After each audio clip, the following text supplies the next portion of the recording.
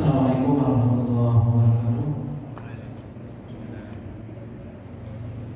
Innal hamdalillah nahmaduhu wa nasta'inuhu wa nastaghfiruh wa na'udzu billahi min shururi anfusina wa sayyiati a'malina. May yahdihillahu fala mudilla lahu wa may yudlil fala hadiya lahu. Asyhadu an la ilaha illallah wahdahu la syarika lahu wa asyhadu anna Muhammadan abduhu wa rasuluhu alladzi la rasula wa la nabiyya ba'dahu. Ya ayyuhalladzina amanu taqullaha haqqa tuqatih wa la tamutunna illa wa antum muslimun. Ya ayyuhan nasu taqu rabbakum alladzi khalaqakum min nafsin wahidah khalaqa minha zawjaha wa batha minhuma rijalan katsiran wa nisaa'a wattaqullaha alladzi tasaaluna bihi wal arham innallaha kana 'alaykum raqiba. Ya ayyuhalladzina amanu taqullaha wa qulu qawlan sadida yuslih lakum a'malakum wa yaghfir lakum dhunubakum wa may yuti'illaha wa rasulahu faqad faza fawzan 'azima.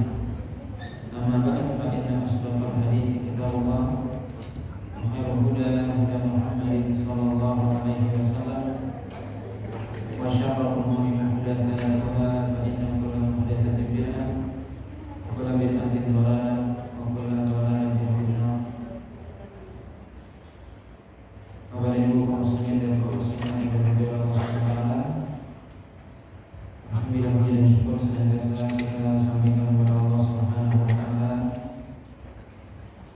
Salawat dan salam kita sampaikan kepada Rasulullah sallallahu alaihi wasallam dan juga kepada beliau, para sahabatnya, serta orang mukmin yang senantiasa mengikuti beliau sampai hari kiamat nanti. Pada kesempatan pagi yang jelas ini kita lanjutkan pembahasan dari kitab Riyadhus Shalihin, di mana pada pertemuan yang lalu kita masih membahas pembahasan kitab Al-Fadail, yaitu kitab tentang fadilah-fadilah dan keutamaan. Masih dalam kitab Fadilah Salat.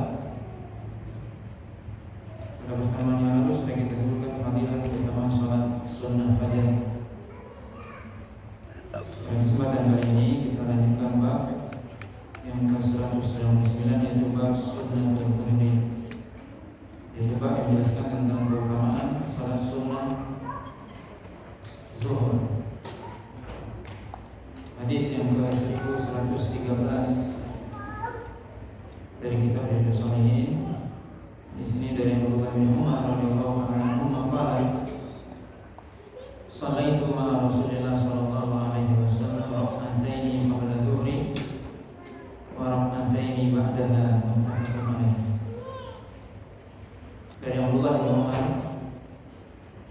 radhiyallahu anhu, beliau mengatakan, saya salat bersama Rasulullah sallallahu alaihi wasallam 2 rakaat sebelum zuhur dan 2 rakaat setelahnya.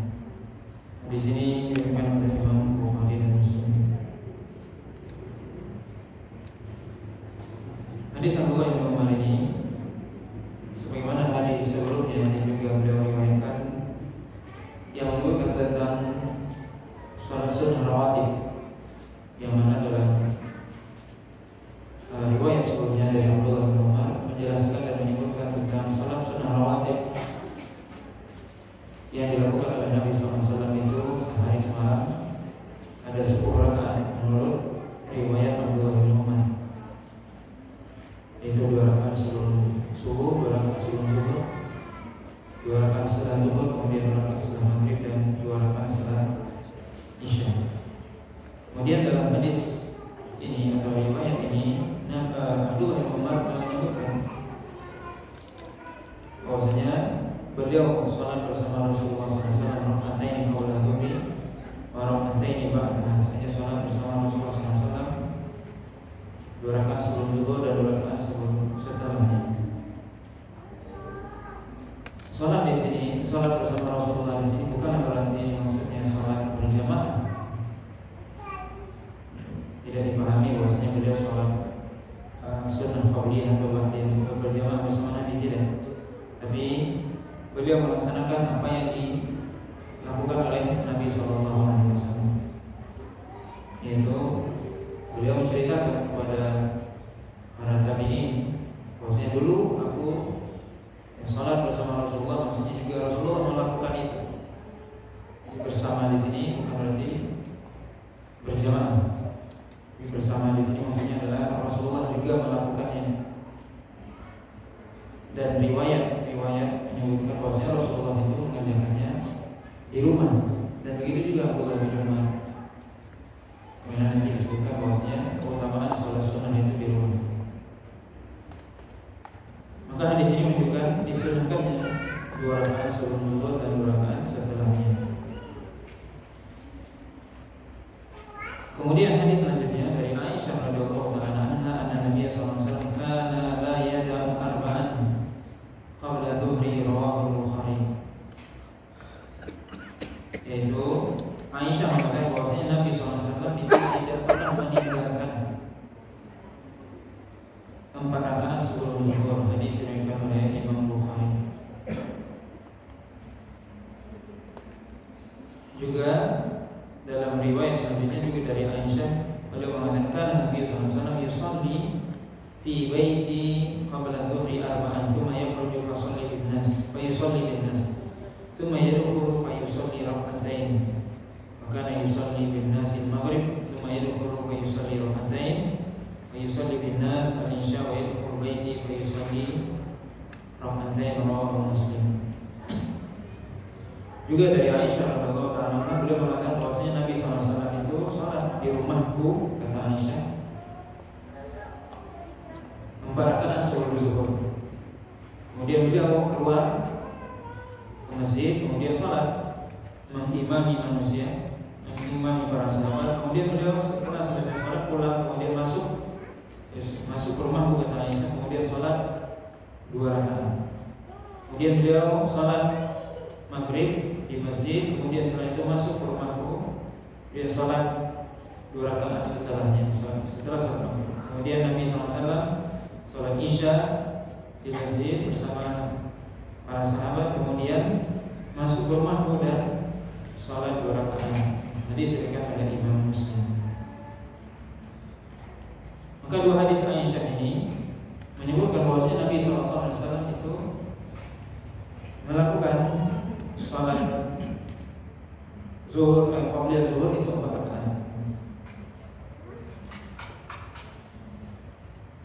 Di mana Aisyah menceritakan di sini bahwasanya Nabi SAW tadi tidak meninggalkan 4 rakaat sebelum sholat zuhur. Dan juga Nabi SAW sholatnya di rumah. Sedangkan hadis Abdullah bin Umar tadi menyebutkan bahwasanya Nabi sholat zuhur, qabliyah zuhur itu 2 rakaat. Di sini hadis Aisyah itu menambahkan, kalau dalam hadis Abdullah bin Umar disebutkan bahwasanya Rasul salat qabliyahnya cuma 2 rakaat, di Aisyah mengatakan 4 rakaat.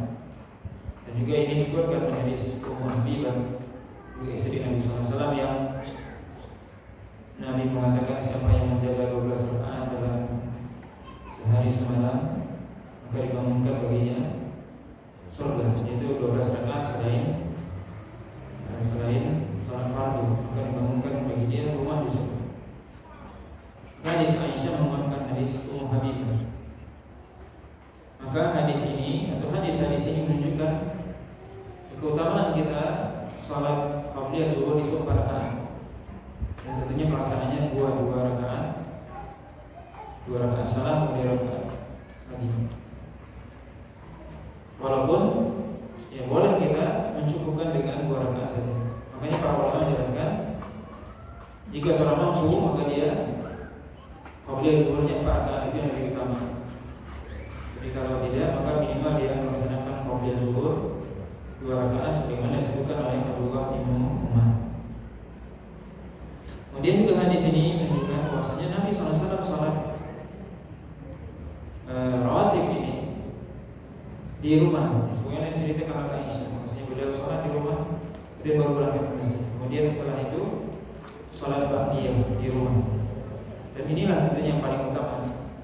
Tapi bukan berarti seorang terlarang untuk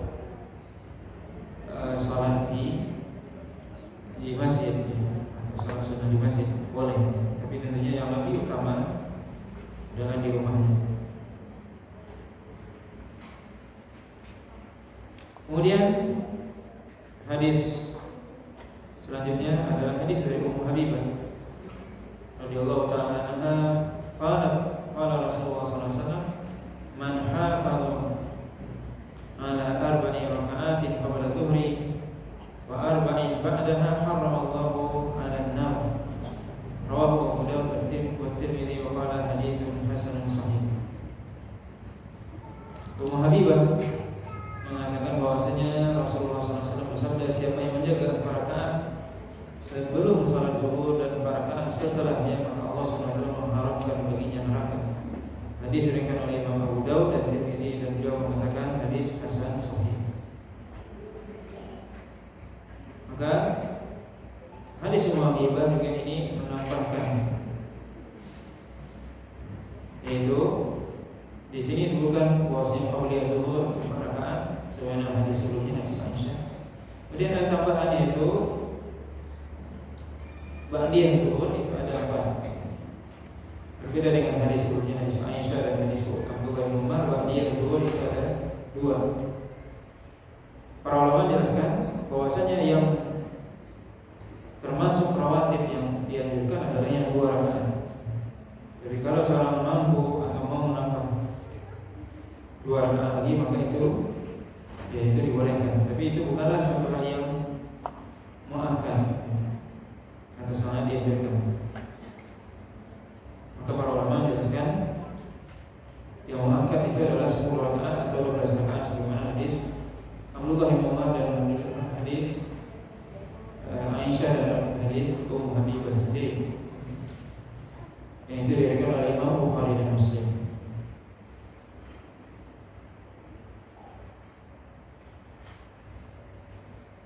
Dan hadis ini menunjukkan keutamaan hadis, yaitu salat 4 rakaat setelah salat zuhur. Tentunya juga 2 rakaat sebagaimana disebutkan sebelumnya, di mana Rasulullah SAW diharamkan baginya neraka Allah SWT. Ini keutamaan yang menjaga, ya. Walaupun ini sebagian ulama mengatakan tidak termasuk rawatib yang akan yang sangat dianjurkan oleh Nabi SAW.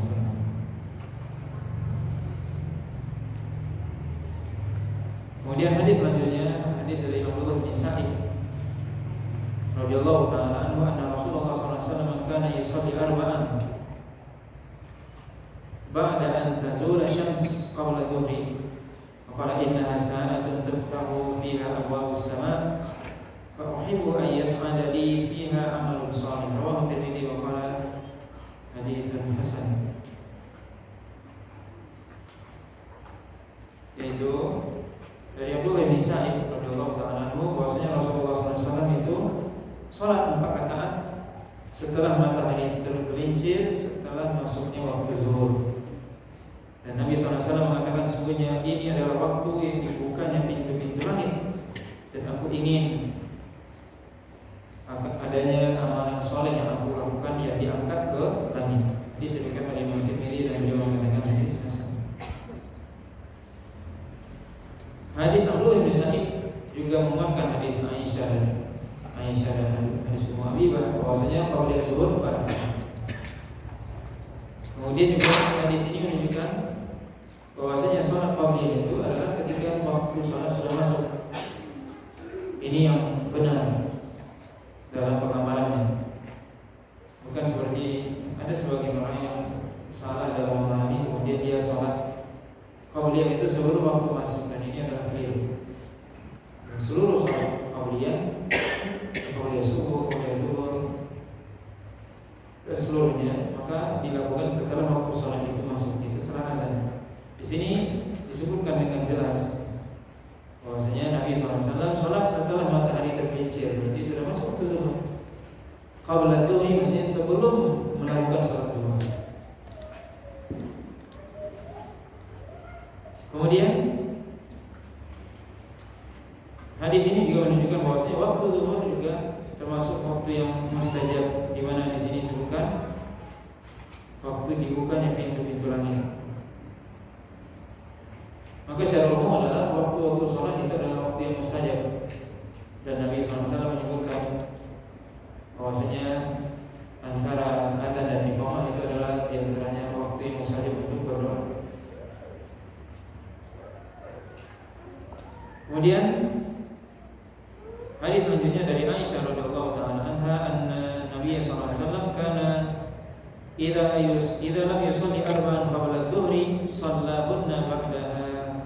Rawahu Tirmidzi wa qala haditsun hasan.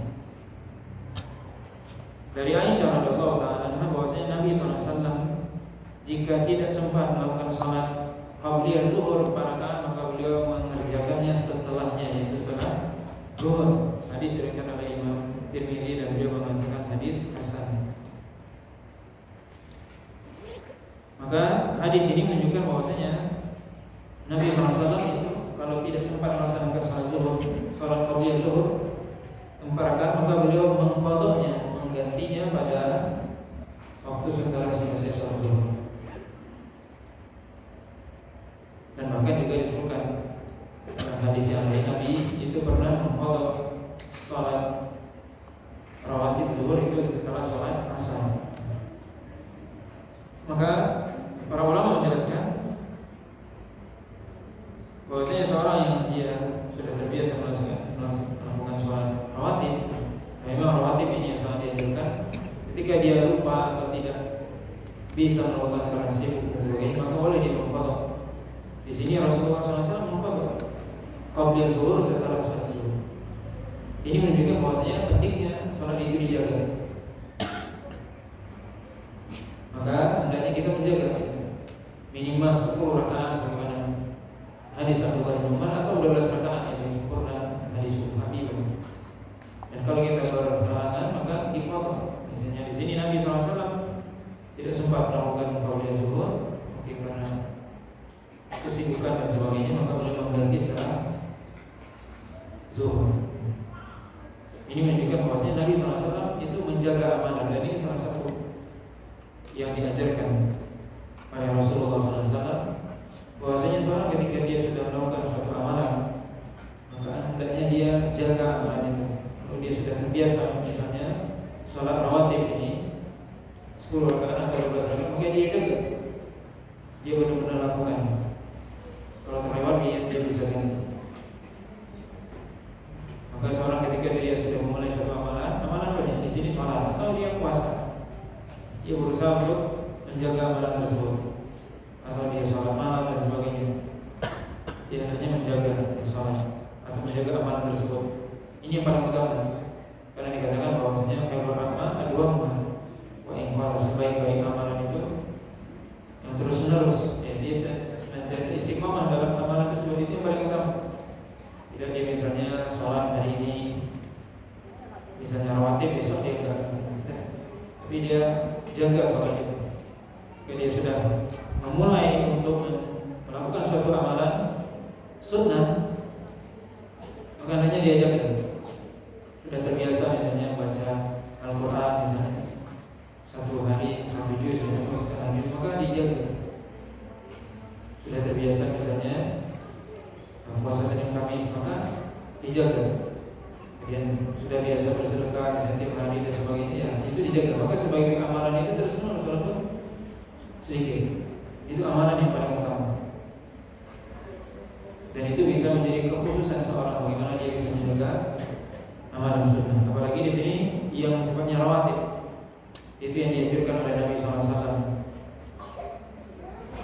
Sampai Nabi juga sholat malam itu kalau beliau tertidur, maka beliau qadha ganti ketika siang, ketika waktu duha. Ini menunjukkan bagaimana seorang yang dianjurkan dia menjaga amalan. Ini yang paling utama.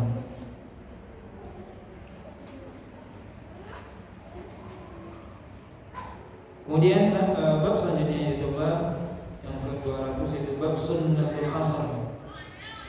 Itu bab yang menjelaskan tentang salat sunnah ketika salat asar. Hadis yang ke-1119 119 dari Ali bin Abi Thalib radhiyallahu ta'ala anhu qala kana Nabi sallallahu alaihi wasallam yusalli qabla al-'asri arba'a raka'atin yafsilu bainahunna bit taslim 'ala al-malaikati al-muqarrabin wa man tabi'ahum minal muslimin wal mu'minin rawahu Tirmidzi wa qala haditsun hasan.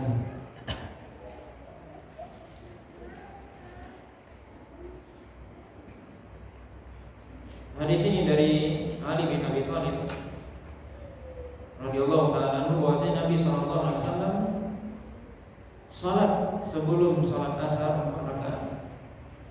Salat qabliyah asar 4 rakaat.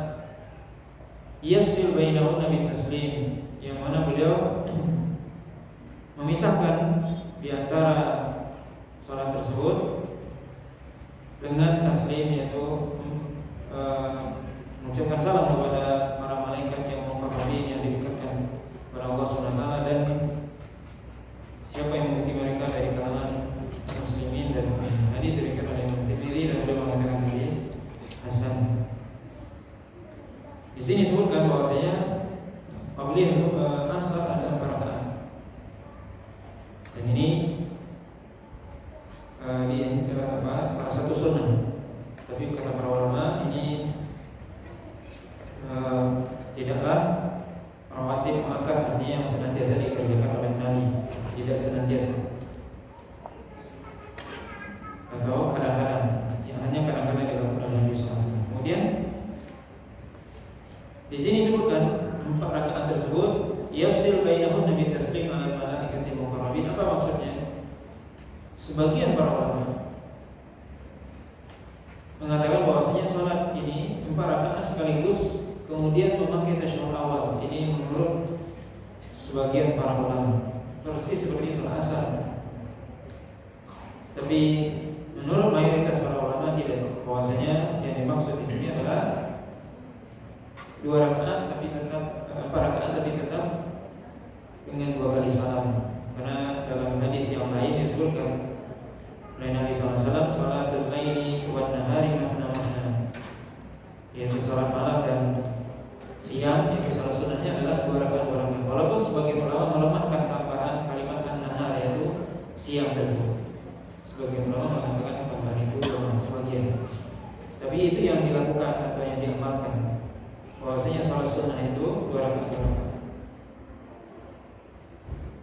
Kemudian hadis Abdullah bin Umar radhiyallahu ta'ala anhuma an Nabi sallallahu alaihi wasallam qala rahimallahu imra'an shalla qabla al-'asri arba'an, rawahu Abu Dawud wa Tirmidzi wa qala haditsun hasan. Abdullah bin Umar mengatakan dari Nabi sallallahu alaihi wasallam bahwasanya Allah Subhanahu wa taala merahmati seorang yang dia salat qabliyah asar itu 4 rakaat. Hadis diriwayatkan oleh Imam Abu Dawud dan Imam Tirmidzi, dan beliau Imam Tirmidzi mengatakan hadis hasan. Hadis Abdullah bin Umar menunjukkan bahwasanya Nabi mengatakan Allah SWT memberikan rahmatnya, menyayangi atau memberikan rahmat kepada seorang yang dia salat qabliyah asar 4 rakaat. Dan hadis Muhammad bin Umar ini menguatkan hadis Ali bin Abi Thalib tadi, bahwasanya salat qabliyah asar itu 4 rakaat. Dan di sini ada keutamaan disebutkan oleh Nabi SAW bahwasanya Allah SWT merahmati.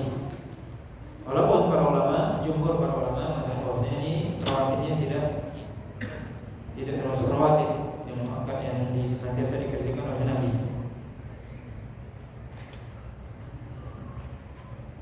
Tapi tentunya tetap dianjurkan kita kerjakan, tapi tidak terus menerus. Kemudian hadis selanjutnya, hadis dari Ali bin Abi Thalib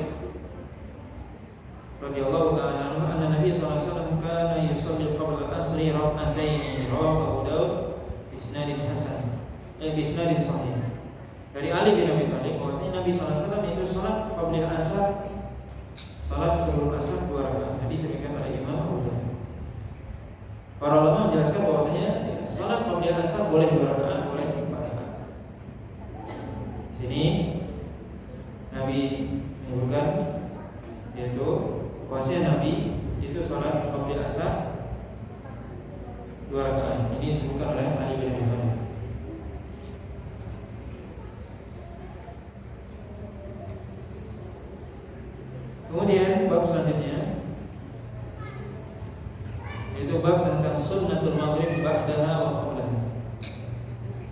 Itu sunnah, sholat sunnah maghrib, setelahnya dan juga sebelumnya. Imam Nawawi mengatakan taqaddama fi hadhihi al-abwab hadits Ibnu Umar wa hadits Aisyah wa haditsan sahihan anna Nabiy sallallahu alaihi wasallam kana yusalli ba'da al-maghrib rak'atain. Imam Nawawi mengatakan bahwasanya telah disebutkan dalam bab ini tadi, yaitu hadis Abdullah bin Umar dan hadis Aisyah. Yang dua hadis itu sahih, yang menyebutkan bahwasanya Nabi sallallahu alaihi wasallam salat 2 rakaat setelah salat maghrib. Imam Nawawi adalah apa dalil salat ba'diyah maghrib, yaitu hadis Abdullah bin Umar dan juga hadis Aisyah yang sudah disebutkan dalam bab ini.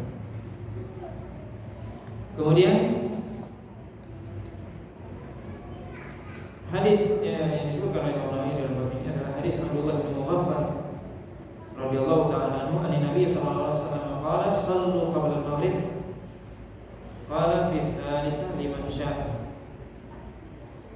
Itu hadis dari Abdullah bin Mughaffal dari Nabi sallallahu alaihi wasallam bahwasanya Nabi mengatakan sallu qabla al-maghrib, salatlah kalian sebelum salat maghrib.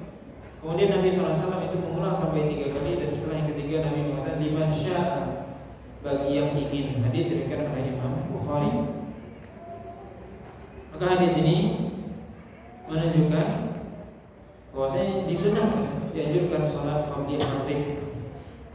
Adapun ba'diyah tadi sudah disebutkan dalam hadis Abdullah bin Umar dan hadis Aisyah. Maka hadis ini menunjukkan Nabi SAW memerintahkan, yaitu untuk salat qabliyah maghrib. Tapi Nabi SAW di akhir hadis mengatakan liman syaa. Maka perkataan Nabi liman syaa menunjukkan apa? Bahwasanya salat sunnah tersebut, salat qabliyah maghrib itu punya sunnah. Sebab Nabi kalau tidak mengatakan tentunya hukumnya wajib, karena hukum asal dari perintah adalah wajib. Nabi mengatakan salatlah sebelum maghrib, salatlah sebelum maghrib, salatlah sebelum maghrib. Nabi ulang 3 kali. Nabi sampai mengulang 3 kali menunjukkan penting, sangat dianjurkan. Tapi di akhir Nabi mengatakan liman syaa, bagi yang mau, bagi yang mau. Berarti hukumnya adalah sunnah. Maka hadis ini, hadis Abdullah bin Umar menjadi dalil akan disunahkannya salat sunnah qabliyah maghrib. Kemudian hadis selanjutnya dari Anas bin Malik qala laqad ra'aitu kibara ashabi Rasulillah sallallahu alaihi wasallam yabtadiruna as-sawari inda al-maghrib, rawahu al-Bukhari. Anas bin Malik mengatakan bahwasanya aku melihat sahabat-sahabat senior, kibar sahabat yang sudah tua atau yang senior, itu bersegera atau berlomba-lomba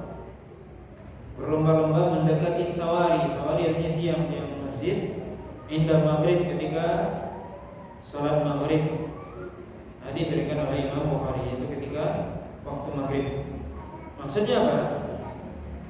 Anas menceritakan bahwa para sahabat di zaman dahulu ketika ada maghrib selesai, maka mereka bersegera untuk mencari tiang-tiang untuk dijadikan sutra untuk sholat qabliyah maghrib. Maka ini menunjukkan bahwasanya para sahabat di zaman dahulu mereka sudah terbiasa sunnah qabliyah maghrib, walaupun itu tidak termasuk ya rawatib yang muakkad. Tapi hadis ini menunjukkan bahwasanya para sahabat, sebagian mereka itu sudah terbiasa melakukan sholat sunnah qabliyah maghrib. Bahkan yabtadirun artinya bersegera, berlomba-lomba untuk mencari tiang masjid untuk dijadikan sutra. Hadis ini juga menunjukkan bahwasanya disyariatkan kita sholat itu menghadap sutra. Sebagian para ulama mengatakan wajib, jumhur para ulama mengatakan sunnah, untuk menjadikan sutra atau penghalang di hadapan kita sesuatu yang berdiri, baik itu dinding ataupun yang lainnya, yang kita gunakan sebagai pembatas agar orang yang lewat di hadapan kita itu tidak memotong salat dan agar dia tidak berdosa. Maka ini dianjurkan atau disunahkan menurut jumhur para ulama. Kemudian hadis Anas radhiyallahu ta'ala qala kunna nusalli ala ahdi Rasulullah sallallahu alaihi wasallam rak'ataini ba'da ghurubi syamsi qabla al-maghrib faqila akala Rasulullah sallallahu alaihi wasallam sallahuma qala kana yarana nusallihima falam ya'murna wa lam yanhana rawahu Muslim. Maka Anas menceritakan bahwa dulu kami di masa Rasulullah SAW itu sholat 2 rakaat setelah matahari tergelincir, setelah matahari terbenam sebelum sholat maghrib. Nah, ini juga menunjukkan bahwasanya sholat sunnah itu setelah sholat masuk waktu. Yaitu kami melaksanakan sholat sunnah 2 rakaat setelah matahari terbenam, berarti sudah masuk waktu maghrib. Qabla maghrib maksudnya sebelum melakukan sholat maghrib. Kemudian ditanyakan kepada Anas, apakah Rasulullah SAW mengerjakannya juga 2 rakaat sebelum maghrib? Anas menceritakan bahwasanya Rasulullah SAW itu melihat kami sholat 2 rakaat sebelum maghrib, maka beliau tidak menyuruh kami dan tidak melarang kami. Maka perkataan Anas yang mengatakan Nabi melihat kami dan tidak menyuruh kami dan tidak melarang kami, ini menunjukkan sunnah, namanya sunnah takririyah. Ini adalah salah satu contoh sunnah takririyah. Takririyah hanya ketetapan Nabi. Ketika Nabi melihat para sahabat melakukan sesuatu, kemudian Nabi diam, tidak menyuruh, tidak melarang, maka ini adalah sunnah takririyah. Ini salah satu contoh. Dan maka Nabi tadi menyebutkan menyuruh. Jadi salah sunnah qabliyah maghrib itu dalilnya adalah sunnah takririyah dari para sahabat dan juga sunnah qauliyah, yaitu perkataan Nabi sendiri ketika Nabi mengatakan shallu qabla maghrib, salat kalian sebelum salat maghrib. Jadi amalan itu disyariatkan bisa jadi melalui perkataan Nabi atau sunnah qauliyah, atau perbuatan Nabi langsung Nabi melakukan, yaitu sunnah fi'liyah, atau juga sunnah takririyah. Takririyah artinya adalah ketetapan Nabi SAW, di mana para sahabat melakukan sesuatu kemudian Nabi diam dan Nabi tahu, Nabi tidak larang, tidak menyuruh. Maka ini namanya sunnah takririyah.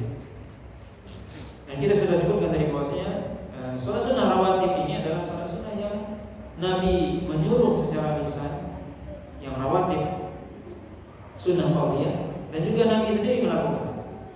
Bagaimana Aisyah tadi mengatakan Nabi tidak meninggalkan para rakaat sebelum dulu. Kemudian Aisyah menceritakan bahwasanya Nabi sholat sunnah setelah zuhur, setelah maghrib, setelah isya, dan juga sebelum subuh. Ini namanya rawatib muakkad, yang dimana Nabi SAW menyuruh dengan lisannya dan beliau sendiri melakukannya. Maka beliau tidak meninggalkan. Kemudian juga hadis dari Anas bin Malik, qala kunna bil Madinah fa idza adzana muadzin li salatil maghrib ibtadaru as-sawari faraqu rak'atain hatta inna ar-rajula al-ghariba la yadkhulu al-masjida fayahsub anna as-salat qad sulliyat min kathrati man yusalliha aw fayahsib. Itu Anas mengatakan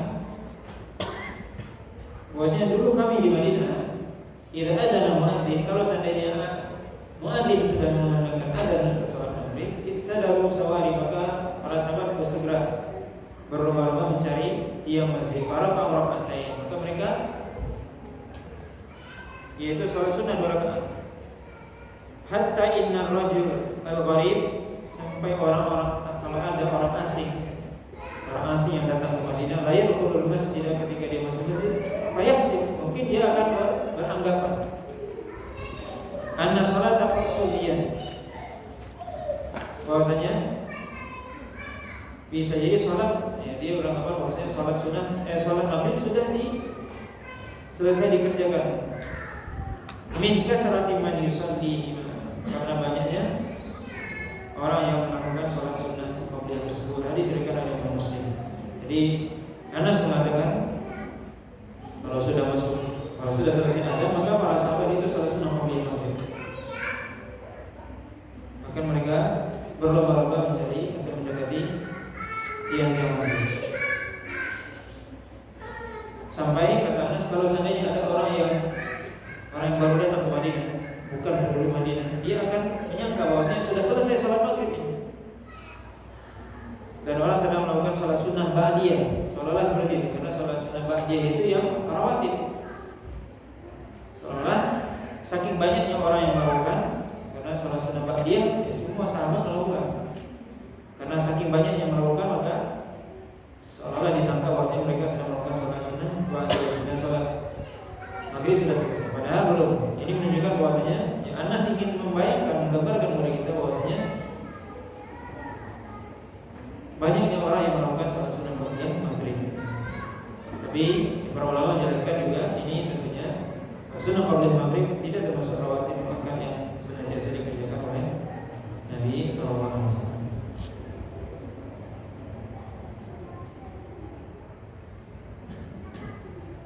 Kemudian hadis selanjutnya atau bab selanjutnya sunnatul isya ba'daha wa qablaha. Sunnatul isya ba'daha wa qablaha, yaitu salat sunnah isya setelahnya dan sebelumnya. Di sini disebutkan bahwa hadis sebelumnya yaitu hadis Abdullah bin Umar. Beliau mengatakan salaitu ma Nabi sallallahu alaihi wasallam rak'ataini ba'da isya, wa hadis Abdullah bin Mughaffal baina adanaini salatun muttafaqun alaih. Bahwasanya hadis Abdullah bin Umar yang sebelumnya sudah menyebutkan bahwasanya aku salat bersama Nabi 2 rakaat salat isya, dan juga hadis Abdullah bin Mughaffal di mana beliau mengatakan di antara 2 adzan ada salat. Hadis ini diriwayatkan oleh Imam Bukhari dan Muslim. Maka hadis ini menunjukkan apa? Hadis Abdullah bin Umar menunjukkan bahwasanya disunahkan salat 2 rakaat salat isya.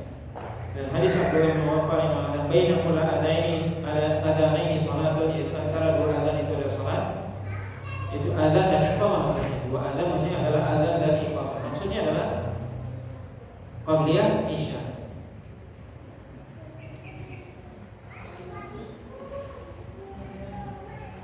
Maka ini hadis ya, ini semua menunjukkan ya bahwasanya hadis-hadis yang disebutkan di sini semua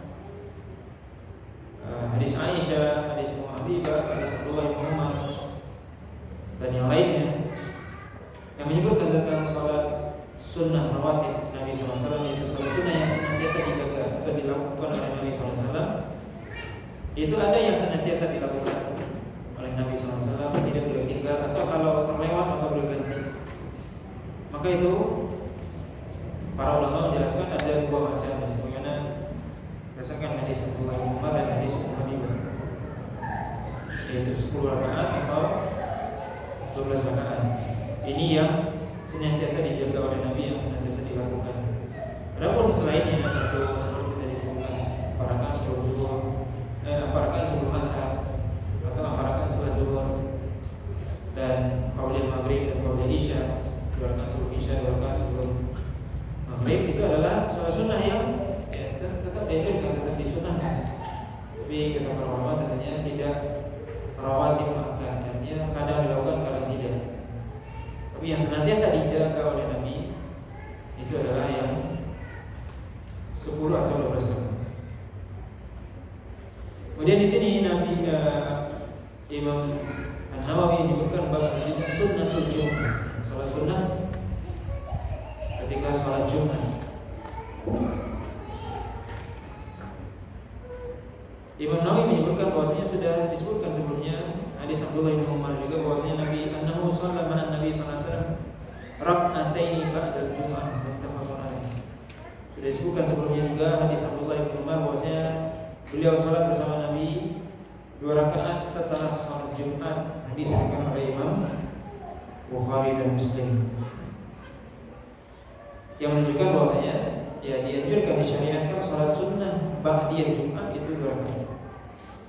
Kemudian hadis dari Abu Hurairah radhiyallahu ta'ala anhu qala qala Rasulullah sallallahu alaihi wasallam idza shalla ahadukum al-jum'ah falyusalli ba'daha arba'an, rawahu Muslim. Hadis dari Abu Hurairah radhiyallahu ta'ala anhu bahwasanya Rasulullah sallallahu alaihi wasallam bersabda, jika salah seorang di antara kalian selesai melaksanakan salat Jumat, maka hendaknya dia salat setelahnya 4 rakaat. Hadis diriwayatkan oleh Imam Muslim.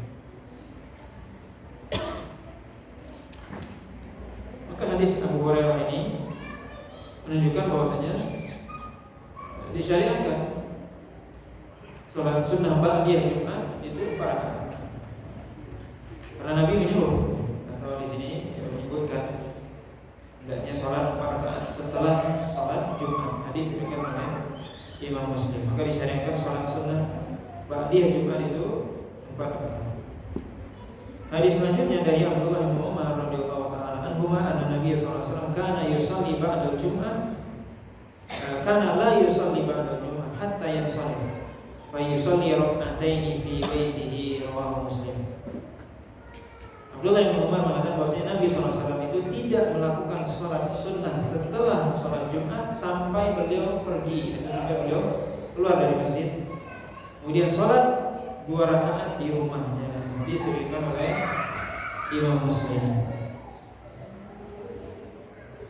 Maka hadis Abdullah bin Umar memberikan faedah bahwasanya sholat ba'diyah Jumat itu adalah 2 rakaat. Sebagaimana juga hadis sebelumnya, yaitu hadis Abdullah bin Umar sebelumnya juga. Tapi di sini disebutkan 2 rakaat itu dilakukan di rumah. Maka sebagian para ulama mengatakan atau menggabungkan. Di sini ada perbedaan pendapat para ulama tentang sholat qabliyah ba'diyah Jumat. Sholat ba'diyah Jumat itu ya sholat sunnah setelah sholat Jumat. Sebagian ulama menggabungkan hadis Abdullah bin Umar dan hadis Abu Hurairah. Itu sholat ba'diyah Jumat itu ada 6 rakaat dan 2 rakaat. Sebagian lagi mengatakan mentafsir atau merinci bahwasanya seorang ketika dia sholat sunnah di rumahnya maka dia disunahkan 2 rakaat. Sedangkan kalau dia di masjid maka dia dianjurkan yaitu 4 rakaat. Sebagian ulama lagi mengatakan ya minimal ya dia melaksanakan sholat sunnah 2 rakaat baik di masjid ataupun di rumah. Dan sebagian lagi mengatakan juga boleh kadang-kadang seorang melakukan 4 rakaat, kadang-kadang 2 rakaat. Sebenarnya juga tadi qabliyah asar boleh 2 rakaat, kadang 4 rakaat. Karena ini bukan termasuk yang rawatib. Maka ini ya insyaallah dalam hal ini ya ada kelonggaran, maksudnya bisa kita 4 rakaat di masjid, 2 rakaat di rumah, atau kita 2 rakaat di masjid atau 2 rakaat di rumah. Ini dua-duanya dibolehkan. Tapi yang diamalkan oleh Nabi di sini disebutkan apa? Nabi sendiri menyuruh. Ya, dalam hadis Abu Hurairah, siapa yang sholat Jumat maka hanya dia sholat 4 rakaat. Maka di sinilah para ulama menjelaskan kalau dia sholatnya di masjid maka dia sholatnya 4 rakaat. Sedangkan amalan Nabi sendiri, Nabi itu tidak sholat setelah sholat Jumat kecuali di rumah, dan Nabi pun melaksanakannya 2 rakaat saja. Jadi kalau kita menggabungkan maka mungkin lebih kuat ya, yaitu kalau kita sholatnya di masjid kita sholatnya 4 rakaat. Karena Nabi menyuruh, walaupun perintahnya juga umum, tidak disebutkan di masjid atau tidak. Tapi perbuatan Nabi sendiri menyebutkan atau memberikan penjelasan kepada kita bahwasanya Nabi itu tidak sholat Jumat, tidak sholat sunnah setelah sholat Jumat kecuali di rumah, dan itu pun dilakukan hanya 2 rakaat. Sebagaimana jelas disebutkan dalam riwayat Abdullah bin Umar. Nah, Allah Taala. Ini sholat ba'diyah Jumat. Adapun sholat qabliyah Jumat maka disebutkan para ulama tidak ada dalil yang sahih tentang sholat qabliyah Jumat. Sebagaimana dilakukan oleh sebagian orang ketika azan di masjid tersebut 2 kali, misalnya kemudian setelah azan pertama kemudian mereka sholat 2 rakaat, kemudian baru azan kedua yang ketiga itu khatib naik. Maka para ulama menjelaskan tidak ada dalil yang sahih dan sahih menyebutkan tentang ini sholat sunnah qabliyah Jumat. Yang ada adalah sholat sunnah mutlaqah, yaitu ketika seorang datang ke masjid maka dia pertama diajarkan sholat tahiyatul masjid, atau dia sholat sunnah mutlaqah. Itu sholat sunnah mutlaqah, dia sholat berapa rakaat sesuai dengan kemampuan dia sampai khatib naik mimbar. Mungkin dia sholat 4 rakaat, 6 rakaat, 8 rakaat. semampu dia. Maka itu disebut sunnah mutlaqah, dilakukan ketika dia masuk masjid, sejak dia berada di masjid sampai khatib mimbar. Ini ada dalilnya yang disebutkan dalam hadis Nabi SAW. Tapi ada pun salat sunnah qabliyah Jumat. Qabliyah itu adalah ketika waktu sudah masuk, kemudian adzan, kemudian dia sholat, kemudian adzan lagi, maka itu para ulama menjelaskan tidak ada dalil yang menjelaskan tentang hal tersebut. Allah.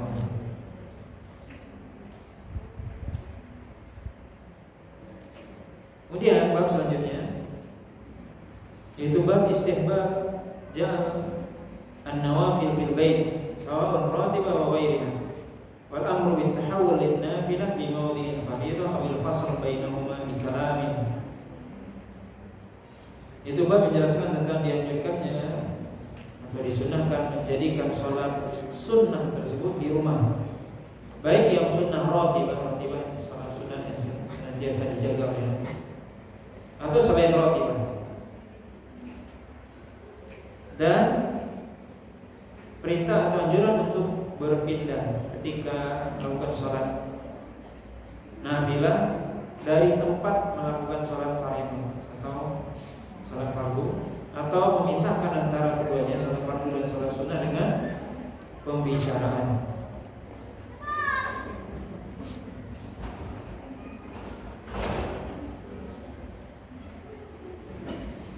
Nah, di sini Imam Nawawi menyebutkan dianjurkannya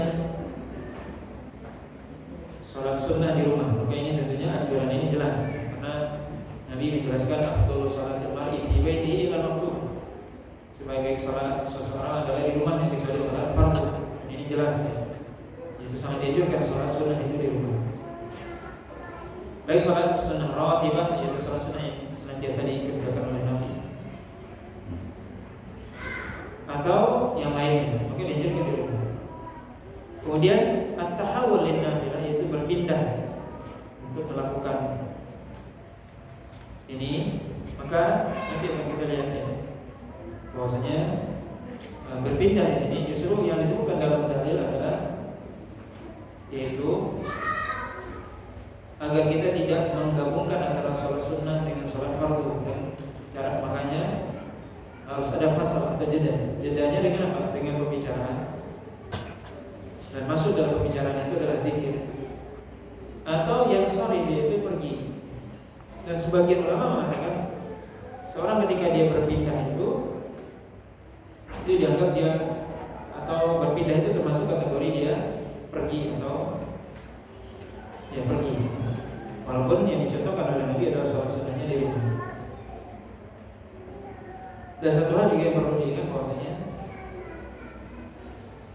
berpindah tersebut bukanlah suatu kemestian harus berpindah, karena ada sebagian orang yang dia seolah-olah dia merasa kalau dia sholat fardu di situ, kemudian sholat sunnah juga di situ, dia seolah-olah melakukan perbuatan yang makruh atau yang terlarang, dan itu tidak benar.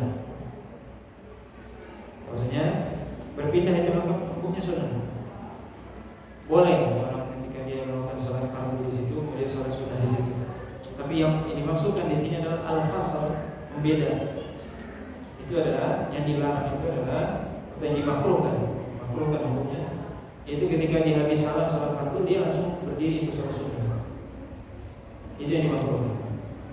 Tapi hendaknya dia ada fasal jeda, yaitu dengan berbicara atau dengan zikir, dan berzikir itu adalah fasal atau jeda.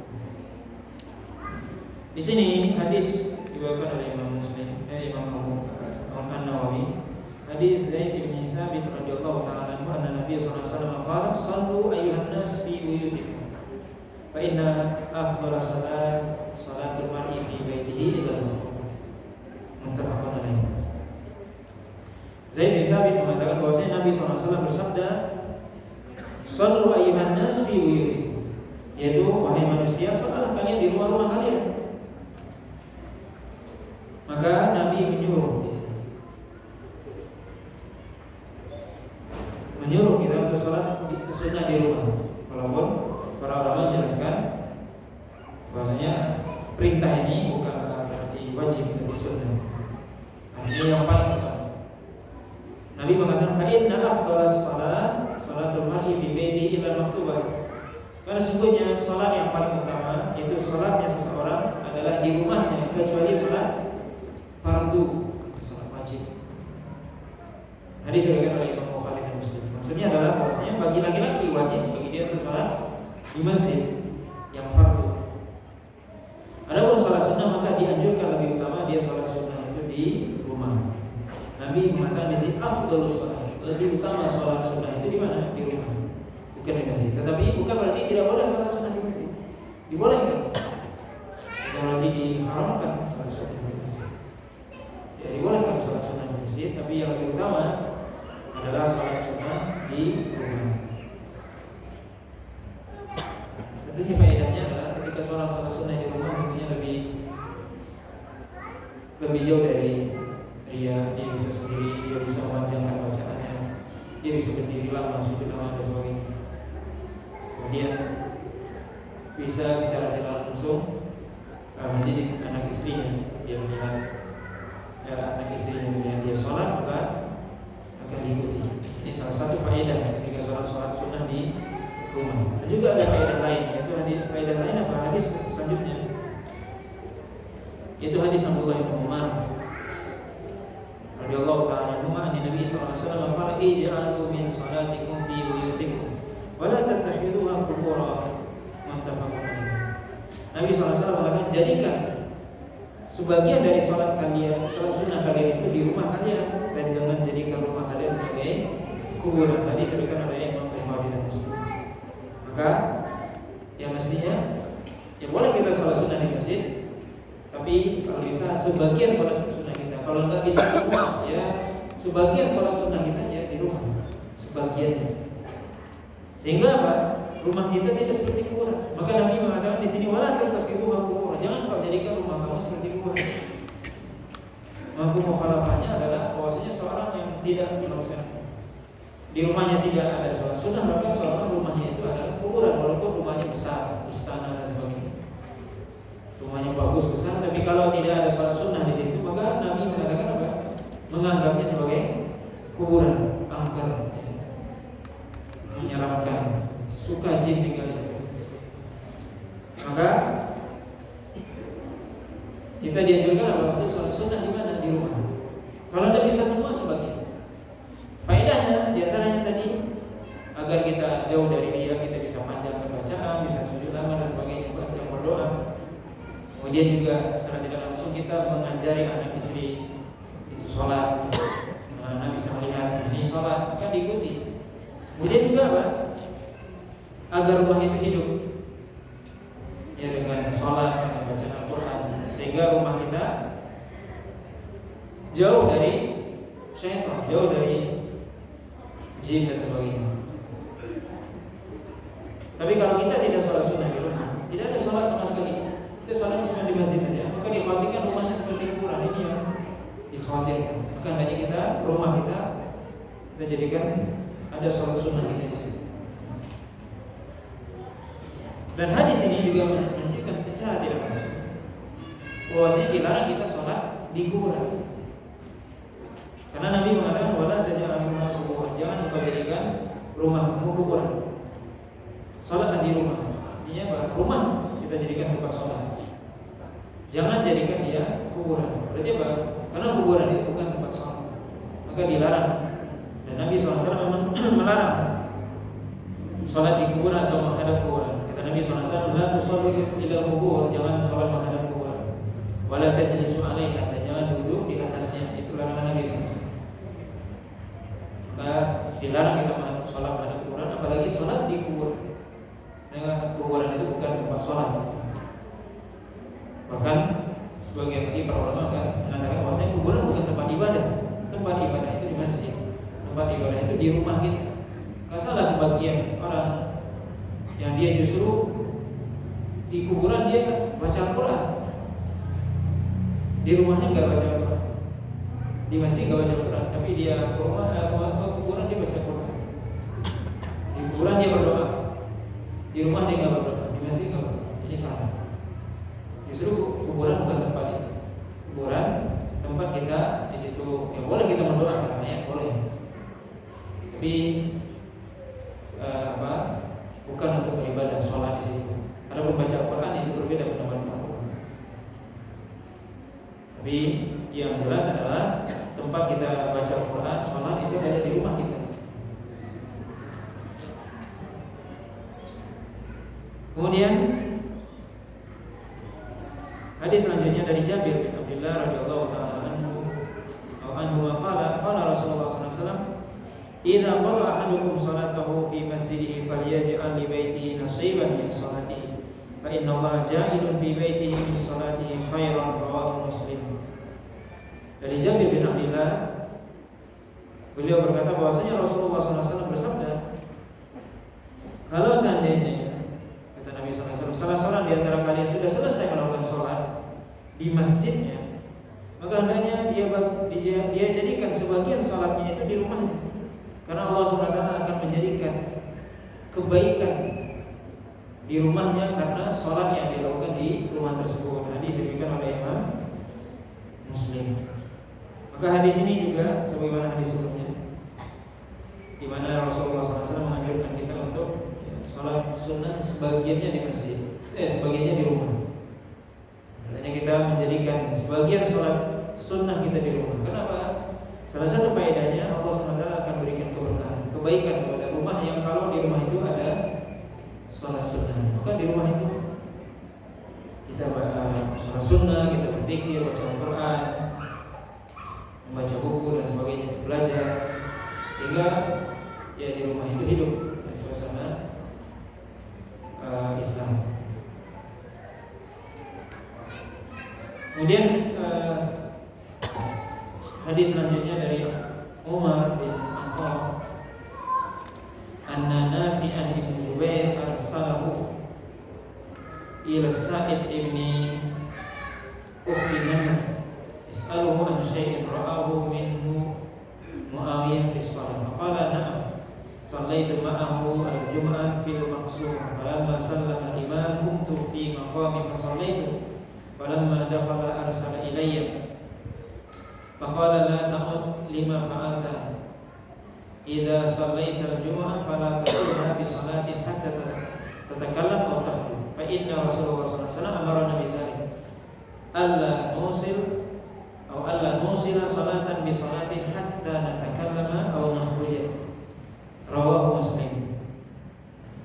Hadis ini dari Umar bin Khattab bahwasanya Nafi bin Jubair mengutus dia kepada sahabat Sa'id ibn Namir untuk menanyakan kepadanya tentang sesuatu yang beliau lihat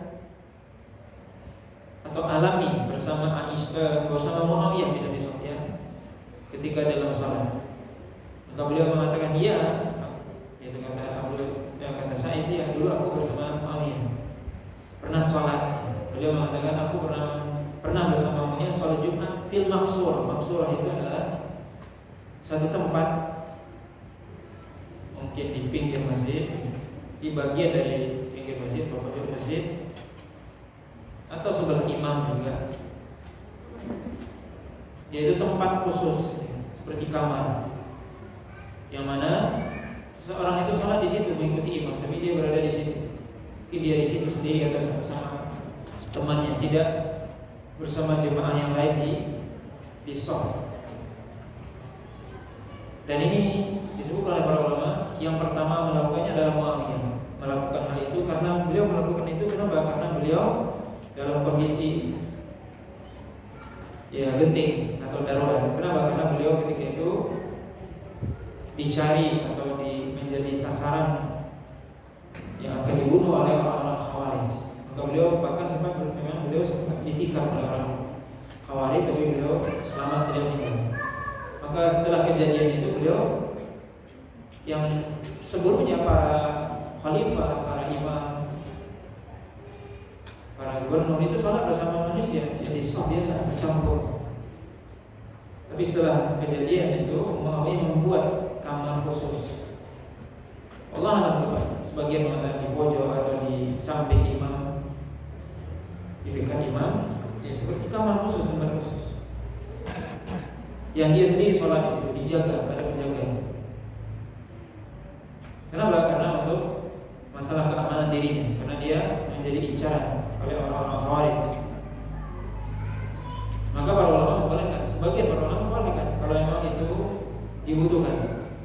Berarti seperti keadaannya Muawiyah, beliau menjadi sasaran pembunuhan oleh orang-orang Khawarij ketika itu, maka itu dibolehkan. Tapi kalau tidak, maka tidak.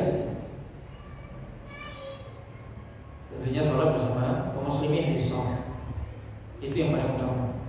Nah di sini sebutkan bahwasanya Sa'ib bin Ukhti Namir, beliau ini sholat bersama Muawiyah dalam maksurah tersebut, dalam tempat tadi, dalam kamar tadi. Kemudian beliau mengatakan ketika imam selesai salam, kemudian aku pun berdiri langsung di tempat aku sholat, kemudian aku sholat. Itu sholat sunnah maksudnya. Kemudian setelah itu Muawiyah mengatakan, janganlah engkau mengulangi perbuatan kamu itu. Yaitu jika engkau sudah selesai sholat Jumat, maka janganlah engkau sambung dengan sholat yang lainnya atau sholat sunnah sampai kamu berbicara atau keluar.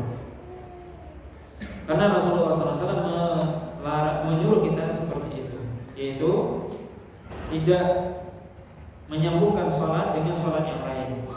Itu tidak menyambungkan sholat fardu dengan sholat sunnah sampai kita berbicara atau keluar. Hadis dari Imam Muslim. Maka hadis ini menyebutkan bahwasanya Muawiyah radhiyallahu ta'ala, beliau kita bisa bayangkan beliau sebagai presiden di zaman khalifah. Maka beliau sholat di maksurah, karena ada kebutuhan tadi sudah kita sebutkan. Memang ada kebutuhan, dibolehkan menurut sebagian para ulama.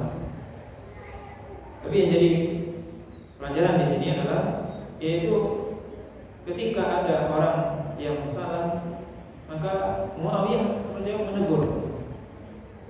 Itu apa? Ketika Sa'ib ini setelah selesai imam selesai salam, kemudian beliau langsung berdiri sholat, maksudnya sholat sunnah maksudnya. Maka ini dilarang. Maka ini dilarang. Itu para ulama mengatakan itu makruh. Maka Muawiyah mengatakan dilarang kita untuk melakukan itu sampai kita berbicara atau keluar. Maka para ulama jelaskan berbicara di sini baik berbicara memang berbicara dengan teman sebelah atau dijeda dengan zikir. Maka zikir itu juga termasuk jeda. Jadi di sini hikmahnya adalah agar kita tidak menyambung sholat fardu dengan sholat sunnah langsung, tapi ada jeda. Atau keluar, maka keluar tadi lah yang disebut oleh sebagian para ulama boleh bergeser sedikit, walaupun itu tidak mesti. Yang penting kalau kita sudah berzikir cukup. Maka bergeser itu boleh. Itu termasuk keluar, ya, keluar dari masjid. Maka hadis ini menunjukkan faedahnya bolehnya sholat di kamar tadi kalau memang dibutuhkan. Ini terutama bagi para pemimpin yang mereka memang misalnya dijaga keamanan mereka dalam situasi genting. Kemudian ya dianjurkan kita untuk tidak menyambung sholat, maksudnya habis salat tidak langsung sholat.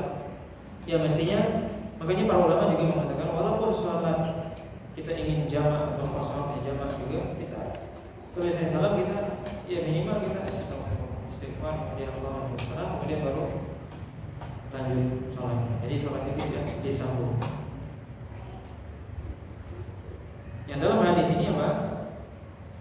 Ya tidak menyambung antara sholat fardu dan sholat sunnah. Di mana harus ya sebaiknya ada jeda. Di sini apa? Hukumnya adalah sunnah. Ya artinya kalau seorang menyambung apakah sholatnya batal? Tidak. Tapi makruh. Yang baik adalah dia ada jeda. Baik jeda dengan dia keluar atau bergeser atau dia berzikir. Maka berzikir itu adalah termasuk jeda. Dan hadis ini juga menunjukkan kepada kita betapa Muawiyah bin Abi Sufyan beliau seorang khalifah ketika itu. Beliau juga menunjukkan ya tawadhu'nya beliau juga menegur yang menurut beliau itu salah atau kurang sempurna, beliau tegur. Ini menunjukkan ya, tidak beliau mengatakan bahwa ini tidak, tapi beliau sendiri menegur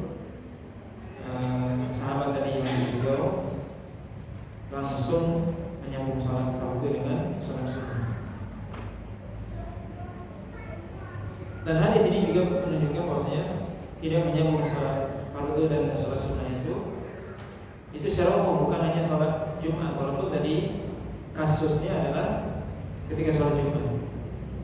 Tapi dalam perkataan Muawiyah yang akhir disebutkan bahwasanya kita dilarang oleh Nabi untuk menyambung salat dengan salat. Jadi menyambung salat dengan salat, baik salat fardu dan salat sunnah, itu yang kelihatan dalam hadis ini ataupun yang lainnya. Maka dianjurkan kita berzikir. Maka para ulama tadi kita sudah sebutkan, minimal kita habis salam istighfar 3 kali, Allahumma anta salam, baru kita mau sambung salat sunnah atau menjamaah dan musafah.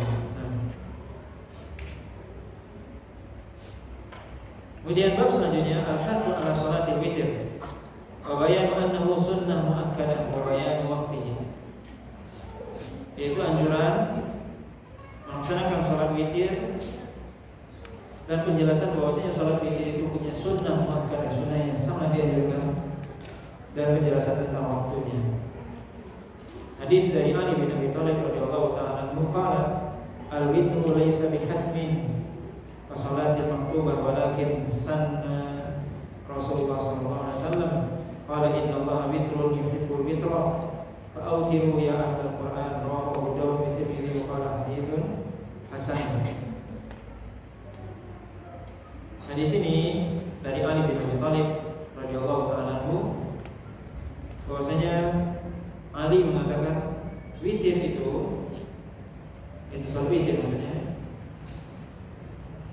tidaklah wajib hukumnya seperti sholat wajib, seperti sholat fardu, tetapi adalah sesuatu yang disunnahkan oleh Nabi SAW. Di mana Nabi SAW mengatakan sesungguhnya Allah SWT itu witir, sesungguhnya Allah SWT itu ganjil, yuhibbul witra, dan menyukai yang ganjil. Fa'autiru ya ahlul Quran, maka lakukan sholat witir wahai ahlul Quran. Hadis diriwayatkan oleh Imam Abu Dawud dan Tirmidzi, dan Imam Tirmidzi mengatakan hadis hasan. Maka hadis ini jelas, ya sangat jelas, Ali bin Abi Thalib mengatakan bahwasanya witir itu adalah hukumnya sunnah, dan ini adalah pendapat mayoritas para ulama bahwasanya witir itu hukumnya sunnah. Tapi sunnah yang kata Imam Ibnu Qayyim itu sunnah yang sangat dianjurkan, itu sunnah muakkadah. Tidak, karena sunnah itu juga bertingkat. Maka yang sangat dianjurkan adalah witir. Sebagian ulama mengatakan witir itu wajib, dan inilah pendapatnya ulama Imam Abu Hanifah. Imam Abu Hanifah mengatakan bahwasanya witir itu hukumnya wajib, karena Nabi tidak pernah meninggalkan witir. Nabi tidak pernah meninggalkan witir. Kemudian juga Nabi menyuruh autiru, yaitu lakukan salat witir. Maka hukum asal yang perintah kata Imam Abu Hanifah ya wajib. Imam Ahmad dikatakan bahwasanya orang ketika ada seorang yang dia senantiasa meninggalkan witir, artinya dia terus tidak pernah salat witir, maka kata Imam Ahmad dia adalah orang yang buruk, orang yang buruk. Maka ya walaupun mayoritas para ulama mengatakan hukum sunnah, tapi yang lebih kuat adalah katanya sunnah muakkadah, sunnah yang sangat dianjurkan salat witir. Karena Nabi SAW tidak pernah meninggalkannya, baik dalam keadaan safar ataupun mukim. Kemudian hadis ini, faedah dari hadis ini bahwasanya Allah SWT witir, Allah SWT Maha Esa witir, dan yuhibbul witra, dan Allah SWT menyukai yang witir. Dalam segala hal kita bisa lihat itu Allah SWT banyak mensyariatkan witir, dan Nabi sendiri juga melakukan hal yang sama. Nabi SAW sering mengulang pembicaraan atau doa beliau 3 kali. Kemudian misalnya sholat itu 5 kali, kemudian langit Allah ciptakan 7 lapis, kemudian bumi 7 lapis, kemudian tawaf itu 7 kali, sa'i itu 7 kali, dan seterusnya. Ini bagaimana Allah SWT mencintai witir, itu bilangan yang ganjil. Kemudian hadis ini juga menunjukkan ya dianjurkan atau sangat dianjurkan untuk witir, terutama ahlul Quran. Maksudnya apa? Ini secara khusus, itu orang-orang yang dia menghafal Al-Quran ataupun dekat dengan Al-Quran, maka lebih dianjurkan mereka untuk witir. Walaupun sebagian ulama mengatakan ya, ini secara umum, ada hadis yang umum, tapi ini hadis yang khusus untuk lebih Nabi SAW menganjurkan, menekankan kepada ahlul Quran. Hadis selanjutnya dari Aisyah radhiyallahu taala anha, qalat min kulli lail qad awtara Rasulullah sallallahu alaihi wasallam min awwalil lail wa min awsatihi wa min akhirih wa ta'awituhu ila sahab muttafaqun alaih.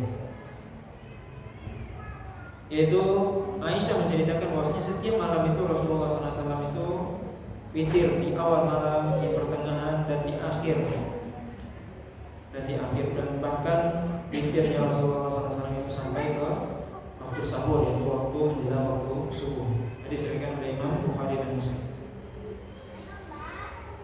Maka hadis ini menunjukkan bagaimana kita bisa lihat Aisyah menceritakan bagaimana sholat Nabi SAW.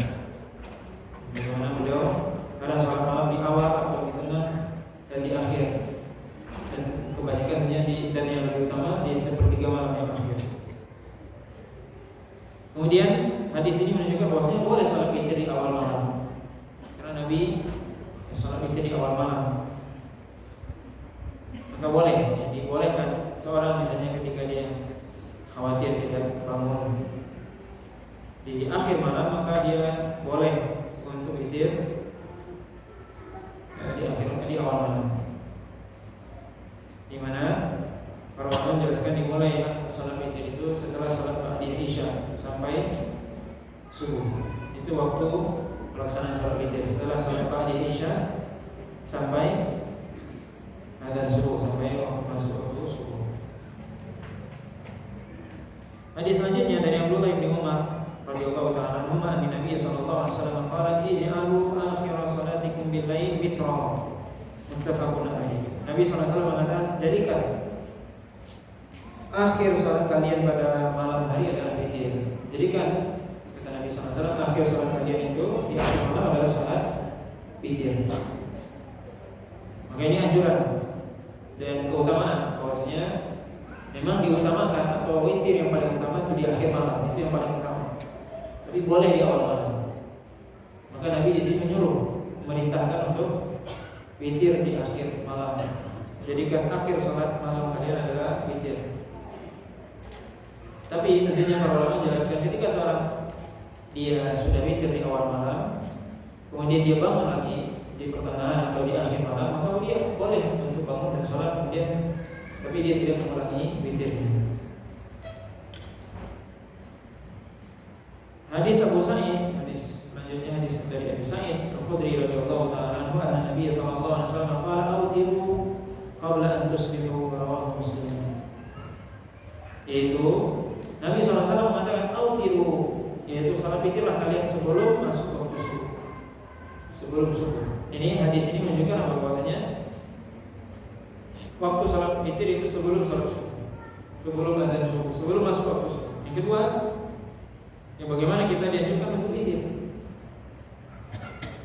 Perintah ini menjelaskan waktu di satu sisi, bahwasanya waktu pelaksanaan witir adalah sebelum salat subuh atau sebelum masuk waktu subuh. Yang kedua juga dianjurkan kita untuk witir sebelum subuh atau di akhir malam.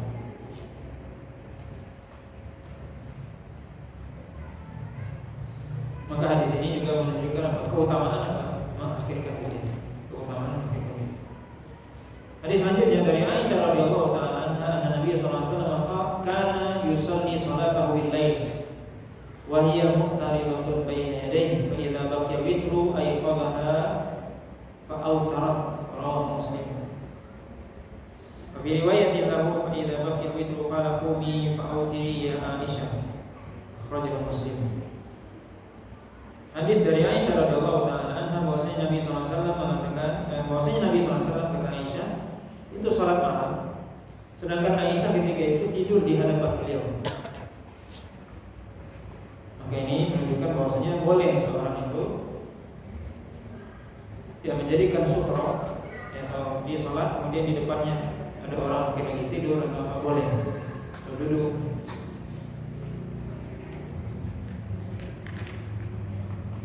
dan ini tidak membatalkan sholat. Beda dengan dalam hadis Nabi yang mengatakan bahwasanya jika ketika sholat kemudian wanita melewati kita di sutroh, itu di depan sutroh bukan di belakang, maka itu membatalkan sholat.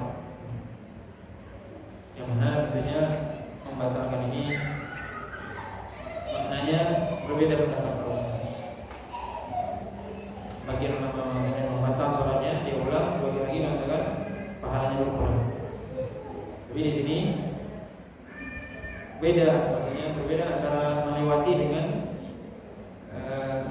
duduk diam di situ. Di sini kita bisa lihat bahwasanya Aisyah mengatakan Nabi sholat kemudian saya tidur di hadapan beliau, maka itu tidak membatalkan sholat atau tidak mengurangi pahala. Beda dengan kalau wanita melewati sholat, yang melewati orang yang sholat di depan sutra. Fa idza baqiya witr ay qadaha ma'autar. Ketika sudah tinggal waktu witir, maka Nabi SAW membangunkan Aisyah. Di sini diriwayatkan oleh Imam Muslim. Dalam riwayat yang lain disebutkan Nabi mengatakan kepada Aisyah, "Qumi," yaitu bangunlah wahai Aisyah dan salat witirlah. Hadis ini menunjukkan tadi kita sudah sebutkan bahwasanya boleh seorang menjadikan sutra itu orang yang sedang tidur atau duduk. Kemudian juga wanita yang dia berada di hadapan seorang, ini di sini tentunya jelas wanita mahramnya, itu tidak membatalkan salatnya. Yang membatalkan adalah apa? Yang lewat. Kemudian juga hadis ini menunjukkan pelajaran kepada kita bahwasanya Nabi SAW senantiasa beliau salat malam. Kemudian kapan beliau membangunkan istrinya? Ketika witir. Ini menunjukkan bahwasanya witir itu sangat dianjurkan, sampai Nabi itu membangunkan Aisyah ketika sudah witir. Tapi ketika sholat malam tidak. Menunjukkan bahwasanya witir itu sangat dianjurkan, sampai Nabi membangunkan yang tidur. Ini sebagian ulama Imam Abu Hanifah mengatakan itu wajib. Yang tepat tidak. Di sini menunjukkan keutamaan zikir dan sunnah yang sangat dianjurkan. Nabi membangunkan yang tidur. Dan kita orang yang tidur itu tidak boleh dibangunkan. Kecuali itu hanya penting. Kalau wajib harus dibangunkan sholat wajib kalau ada yang tidur. Tidak boleh kita biarkan kalau ada teman kita atau keluarga kita, anak istri kita azan berkumandang bangunkan. Ini itu wajib. Nah di sini Nabi membangunkan ketika sudah tinggal waktu untuk witir. Menunjukkan bahwasanya sangat pentingnya witir. Kemudian juga faedah dari hadis ini bagaimana ya seorang laki-laki suami dia orang bapak dia tanggung jawab, dia punya tanggung jawab untuk mengajarkan kebaikan kepada keluarga, termasuk dia membangunkan walaupun itu termasuk hal yang sunnah. Di sini witir. Mungkin kalau dia sholat malam, nah di sini Nabi tidak membangunkan, tapi ketika witir Nabi bangunkan. Ini menunjukkan bahwasanya ya hendaknya seorang mengajari anak istrinya untuk sholat, termasuk walaupun itu sholat sunnah.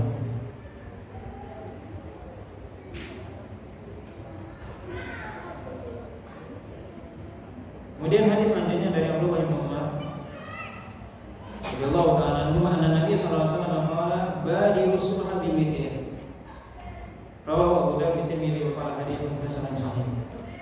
Kata Nabi sallallahu alaihi wasallam, bersegeralah ketika subuh masuk dengan witir. Maksudnya apa? Bersegera untuk salat witir sebelum subuh datang. Ini anjuran agar kita bangun segera. Ya, kalau bisa kita bangun sebelum adzan subuh supaya apa? Supaya bisa sholat witir. Itu maksudnya agar segera badiru, itu bersegera untuk bangun untuk melakukan sholat witir. Hadis selanjutnya dari Jabir bin Abdullah radhiyallahu ta'ala anhu qala qala Rasulullah sallallahu alaihi wasallam man khafa an la yaquma min akhiril lail falyutir awwalahu wa man tami'a an yaquma akhirahu falyutir akhiril lail fa inna salata akhiril lail mashhudatun wa dhalika afdal. Rawahu Muslim.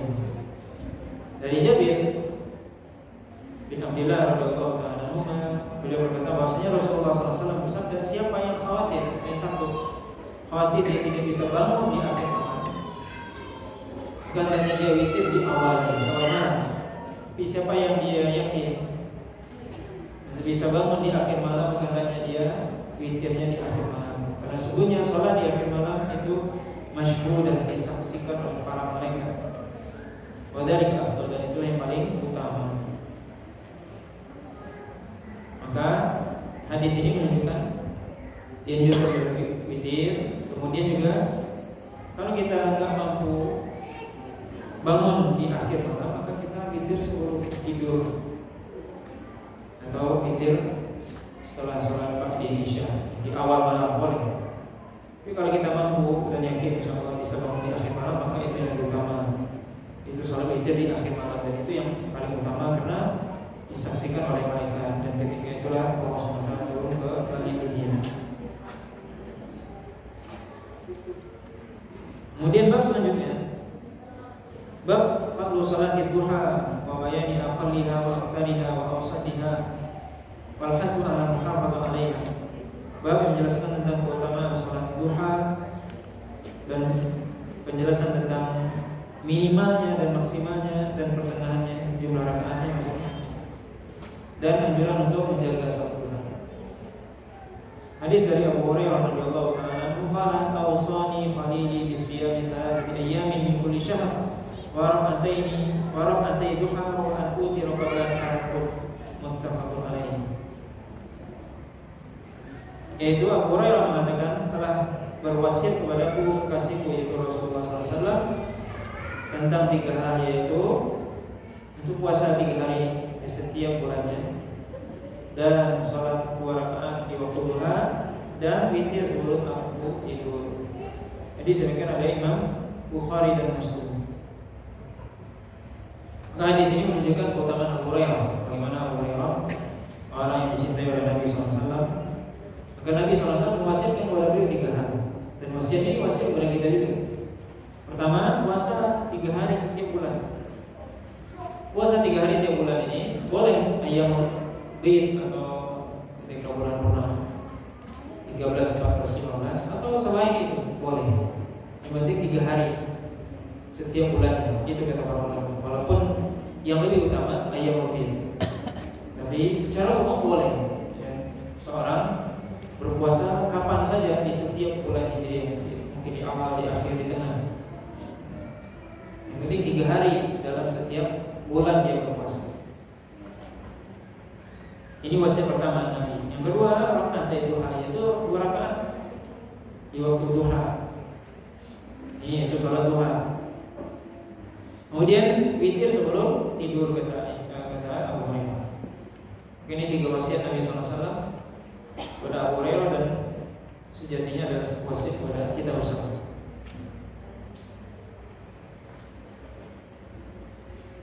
Kemudian hadis selanjutnya dari Abi Dzar radhiyallahu ta'ala anhu an Nabi sallallahu alaihi wasallam qala yusbihu ala kulli sulama min ahadikum sadaqatun wa kullu tasbihatin sadaqah wa kullu tahmidatin sadaqah wa kullu tahlilatin sadaqah wa kullu takbiratin sadaqah amru bil ma'rufi sadaqah wa nahyun 'anil munkari sadaqah wa yajzi min dzalika rak'atan yarka'uhuma min ad-duha, rawahu Muslim. Dari Abi Dzar radhiyallahu ta'ala anhu bahwasanya Nabi SAW bersabda, sesungguhnya ada kewajiban bagi seorang ketika dia bangun setiap harinya untuk bersedekah atas setiap persendiannya. Maka setiap tasbih itu adalah sedekah. Tasbih itu kalimat subhanallah. Kemudian ada tahmid, setiap tahmid itu alhamdulillah adalah sedekah. Dan setiap tahlil la ilaha illallah adalah sedekah, dan setiap kalimat takbir Allahu Akbar adalah sedekah. Menyuruh kepada yang ma'ruf sedekah, melarang dari yang munkar adalah sedekah, dan mencukupkan itu semua 2 rakaat yang dilakukan oleh seorang ketika waktu duha. Hadis ini menunjukkan apa? Bahwasanya disyariatkan salat duha. Dan hadis ini juga menunjukkan bahwasanya bersedekah itu tidak mesti dengan uang. Mungkin kita selama ini sedekah itu hanya dengan uang, tapi justru Nabi mengatakan dengan kita bertasbih, tasbih itu sedekah.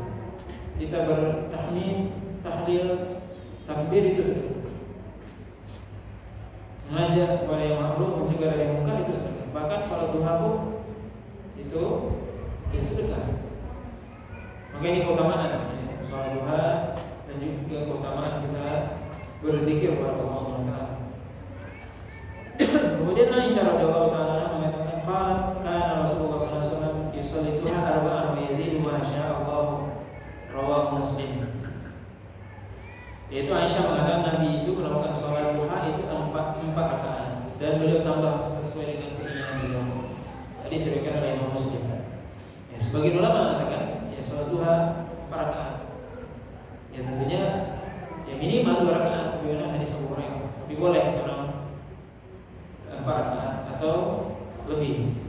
Karena Nabi melakukannya kata Aisyah wa yazidu ma syaa, dan Nabi kadang lebih. Jadi minimal salat duha 2 rakaat. Dan boleh 4 rakaat sebagaimana diceritakan oleh Aisyah. Dan 4 rakaat itu 2. Kemudian hadis dari Ummu Hani Fakhitah binti Abi Thalib radhiyallahu ta'ala anha qalat dhahabtu ila Rasulillah sallallahu alaihi wasallam al-fathi wajadtuhu yaqtasil falamma faragha min ghusli shalla 8 raka'atin wa dhalika duha muttafaqun alaih. Hadis dari Ummu Hani Fakhitah binti Abi Thalib radhiyallahu ta'ala anha, ini disebut Nabi Ummu Hani. Beliau mengatakan aku pergi menemui Rasulullah SAW ketika amal fathi, yaitu ketika Nabi menaklukkan kota Mekah, yaitu ketika di Mekah. Bukan Nabi, maka Ummu Hani ini menyampaikan salam kepada Nabi. Tapi Nabi ketika itu sedang mandi. Setelah selesai mandi maka Nabi SAW sholat 8 rakaat dan ketika itu adalah waktu duha, kata Ummu Hani. Jadi silakan oleh Imam Bukhari dan Muslim. Maka sebagian ulama berdalil dengan hadis ini bahwasanya maksimal salat duha itu 8 rakaat. Allah alam. Sebagian ulama mengatakan bahwasanya itu bukan salat duha tapi salat amul fathi, yaitu salat ketika Nabi menaklukkan kota Mekah. Tapi Allah alam, minimal salat duha itu 2 rakaat, boleh 4 rakaat, boleh lebih. Adapun pembatasan 8 rakaat berdasarkan hadis ini, sebagian ulama mengatakan ada kemungkinan, tapi sebagian lagi mengatakan bahwasanya itu bukan sholat duha secara khusus, tapi sholat ketika menaklukkan kota Mekah.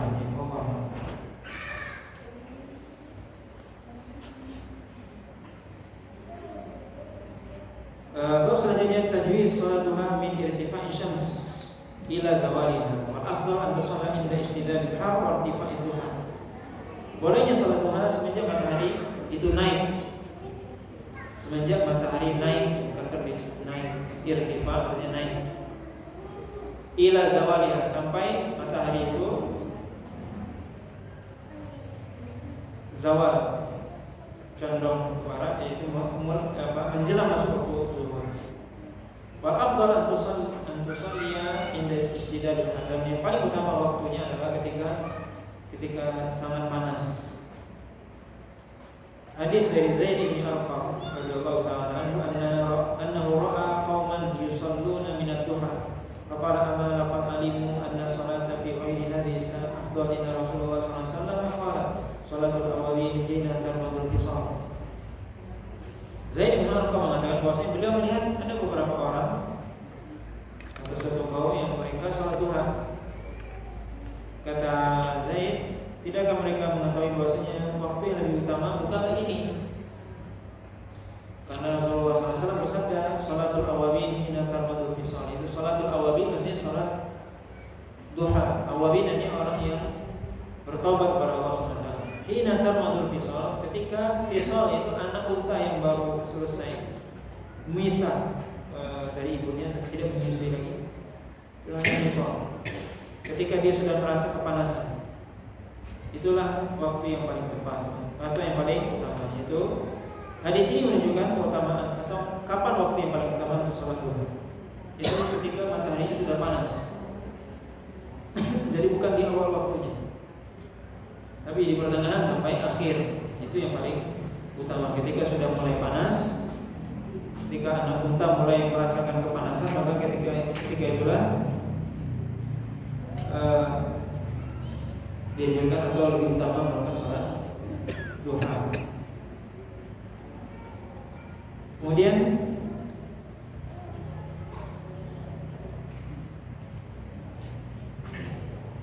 di sini Imam Nawawi mengatakan bab al-hasu ala salati tahiyatul masjid bi rak'atain. Maka rohiyatul julus qabla an yusalli rak'atain fi ayyi waqtin dakhal. Sawa shalla rak'atain bi niyatil tahiyyah aw salat fardhu aw sunnah ratibah wa ghairiha. Anjuran untuk melakukan salat sunnah tahiyatul masjid 2 rakaat dan dimakruhkan duduk sebelum salat 2 rakaat kapanpun seorang masuk dalam masjid.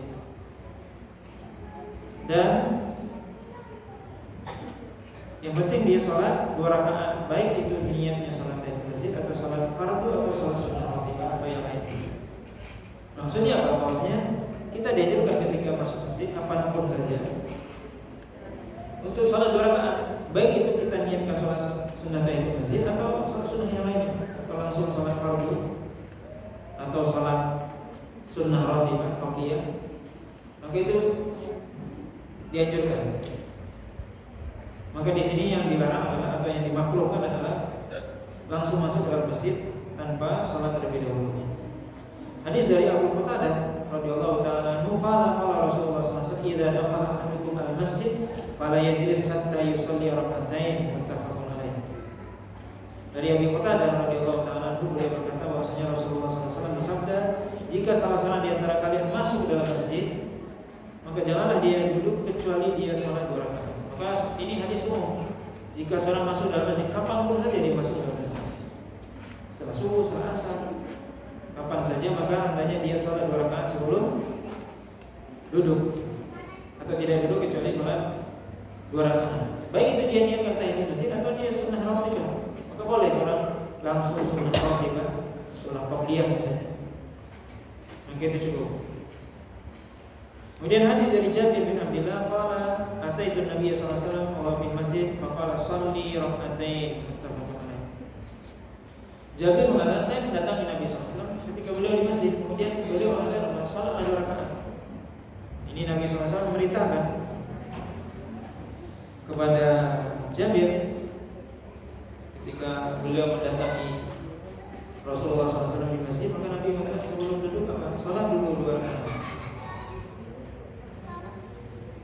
Bab selanjutnya istihbab rak'atain ba'dal wudu, itu dianjurkan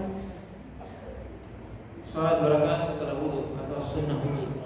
Hadis dari Abi Hurairah anna Rasulullah sallallahu alaihi wasallam qala li Bilal, ya Bilal hadithni bi arja amalin amiltahu fil Islam fa inni sami'tu dafana 'alaika baina yaday fil jannah. Qala wa 'alimtu amalan arja indi min anni lam atatahhar tuhuran fi sa'atin min lailin aw naharin illa sallaitu bi dzalika tuhur wa kutiba li an usalli muttafaqun alaih.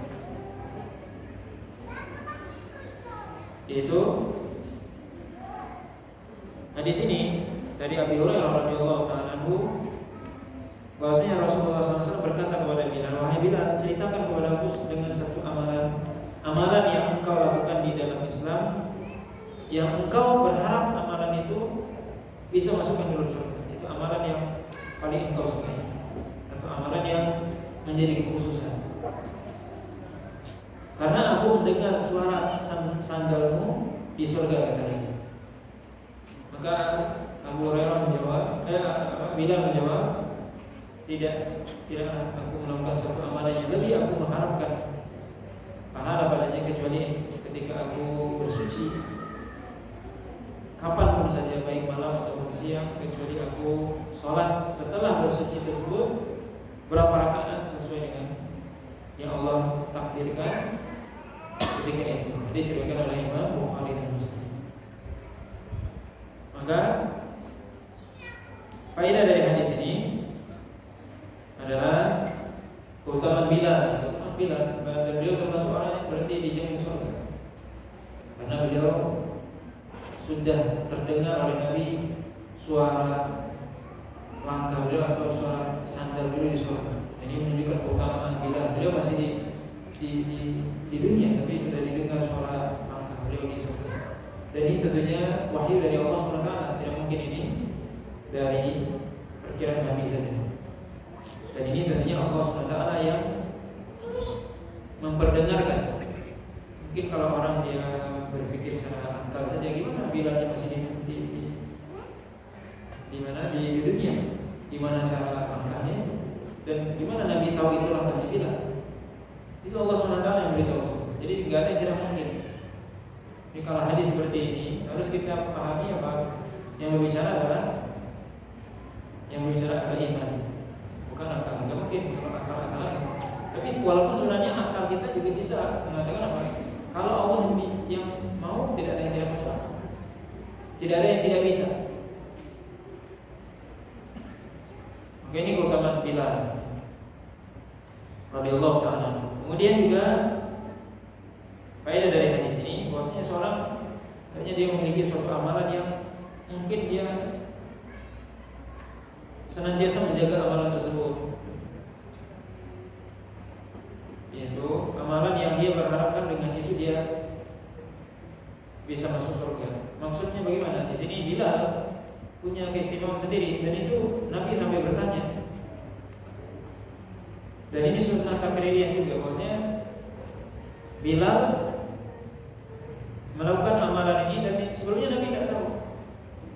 Itu salah sunnah wudhu ini Bilal yang melakukan.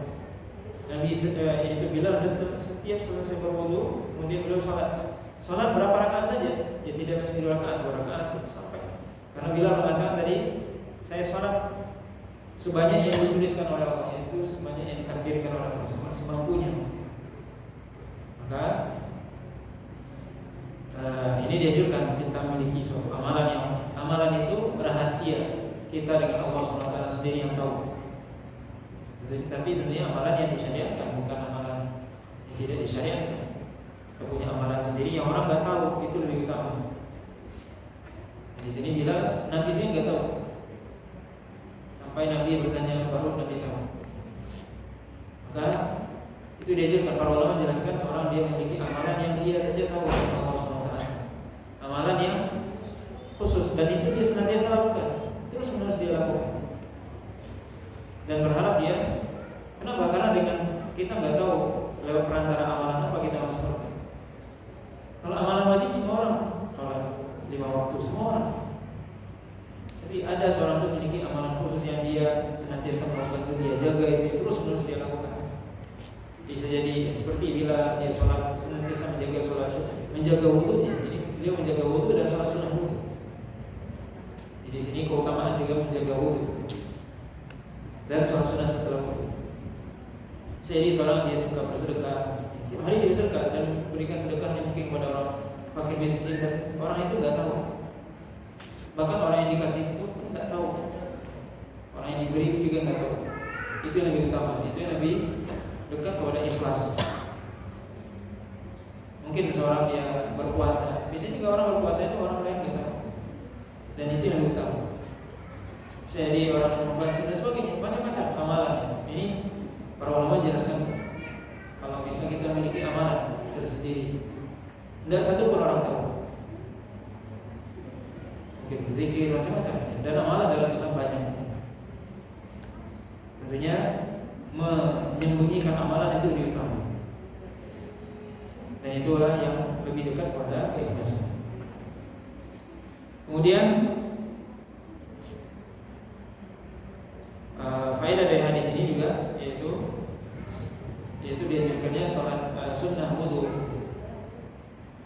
Sunnah wudhu semuanya dilakukan oleh Bilal, mana salah satu sebab min asbab Bilal masuk dalam surga adalah bagaimana beliau menjaga sholat, menjaga tetap dalam keadaan suci bersih, kemudian menjaga sholat sunnah wudhu.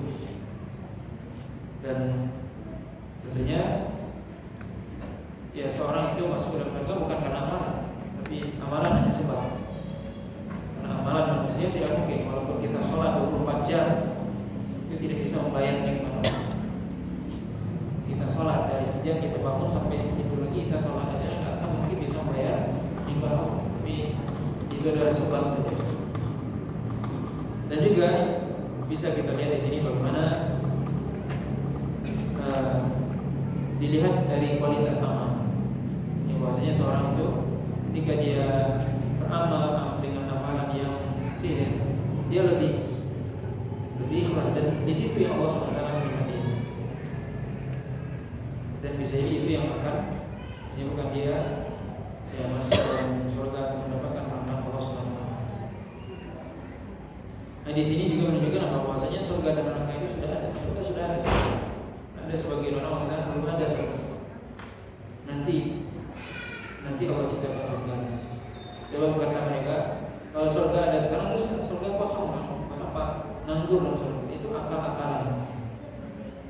Surga sudah ada, Allah sebutkan dalam Al-Quran banyak ayat dalil yang menunjukkan bahwasanya surga sudah ada. Dan Nabi SAW masuk dalam surga ketika Isra dan Mi'raj. Nabi masuk dalam surga beneran, bukan surga-surga.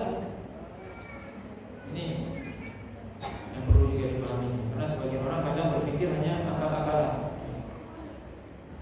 Maka ya surga sudah disiapkan oleh Allah SWT. Tapi tentunya surga itu setiap harinya semakin bertambah indah, semakin seseorang membangun di surga itu rumah dengan amalannya di dunia ini. Seorang ketika dia melakukan suatu amalan maka disebutkan seperti dia menanam sebuah tanaman di surga. Semakin dia banyak melakukan itu, dibangunkan bagi dia rumah atau tanaman di surga. Maka surga itu sudah ada dengan dalil dari Al-Quran dan juga hadis Nabi SAW. Nah, Allah Ta'ala mungkin sampai di sini pembahasan kita pada kesempatan kali ini. Allah Ta'ala